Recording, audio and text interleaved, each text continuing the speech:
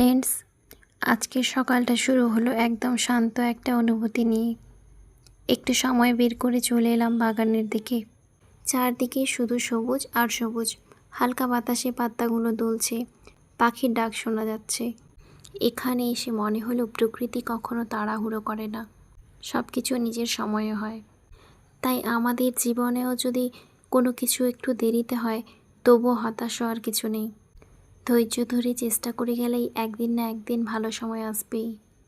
এই সবুজ পরিবেশে কয়েক মিনিট কাটিয়ে মনটা অনেক ভালো হয়ে গেল। এরপর হঠাৎ করে আকাশে কালো মেঘ জমতে শুরু করলো।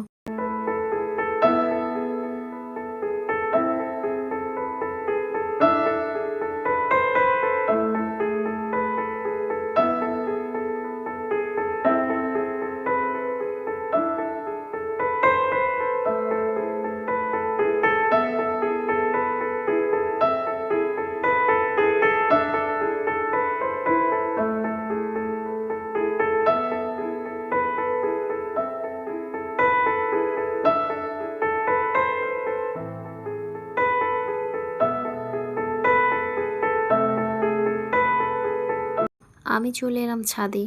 কিছুক্ষণ পরেই টুপটাপ করে বৃষ্টি নামলো। ছাদের উপর বৃষ্টির ফোঁটা পড়ার এই শব্দটা যেন মনটাকে একেবারে ছুঁয়ে যায়।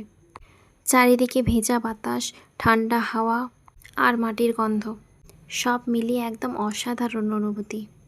বৃষ্টি আমাদের একটা সুন্দর শিক্ষা দেয়। যেমন বৃষ্টি এসে ধুলো ময়লা ধুয়ে দিয়ে চারপাশকে নতুন করে সতেজ করে তোলে, তেমনি আমাদের জীবনেও কষ্টের সময় আসে, শুধু আমাদের আরও শক্ত করে গড়ে তোলার জন্য। তাই কোনো কঠিন সময় এলে ভেঙে পড়বেন না। বিশ্বাস রাখুন, প্রতিটি ঝড়ের পরেই সুন্দর একটা সকাল অপেক্ষা করে।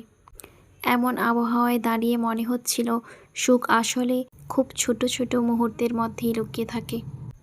একটু সবুজ, একটু বৃষ্টি আর একটু শান্তি, এগুলোই জীবনের সবচেয়ে বড় উপহার। আপনাদের যদি আজকের এই ছোট্ট প্রকৃতির সঙ্গে কাটানোর সময় ভালো লাগে আর আমার গল্প ভালো লাগে, তাহলে ভিডিওটি অবশ্যই লাইক করবেন, কমেন্টে জানাবেন আপনার কাছে বেশি ভালো লাগে সবুজ বাগান নাকি বৃষ্টি ভেজা ছাদ।